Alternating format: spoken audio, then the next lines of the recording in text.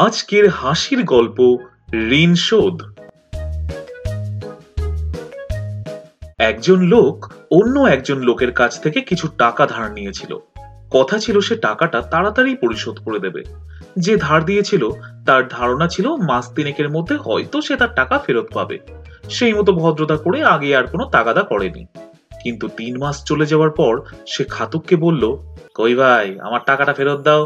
ধার নেওয়ার সময় ফেরত দেওয়ার তারিখ নির্দিষ্ট করো নাই, তবে তুমি তো কিছুটা এইরকমই বলেছিলে যে ঈশ্বরের দোয়ায় বেশি দেরি হবে না, মাস তিনেকের মধ্যে হাওলাতি টাকা শোধ করে দেব। ঋণকারী বলে, তা বলেছিলাম, কিন্তু হিসাব করে দেখলাম জবান রাখুন চাইব না। আমার আমার বড্ড টানাটানি চলতেছে, হাত একেবারে খালি। তবে তবে চিন্তা করিলেন না, ওই টাকা টাকা দিমু এই 2 দিন আগে আর পরে। আরো 3 মাস চলে গেলে ঋণদাতা চিন্তায় পড়ে। টাকার জন্য জোর তাগিদ দেয়, কিন্তু তাতে কাজ হয় না।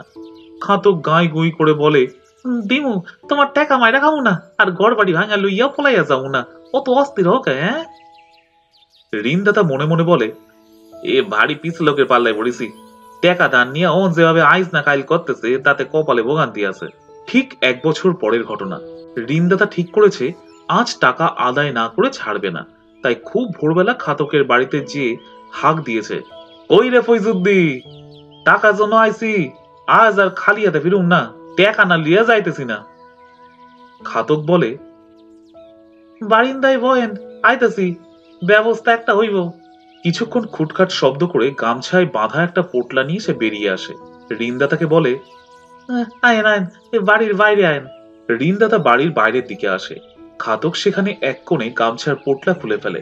ফলে ঝড় করে কিছু তেঁতুল বিচি কোপানো মাটিতে পড়ে যায়। ঋণ গ্রহীতা বলে, নেন, আর চিন্তা নাই, তেঁতুল বীজ বুনলাম, গাছ হইলে বেচা প্রথমে আপনার ঋণ শোধ করুন।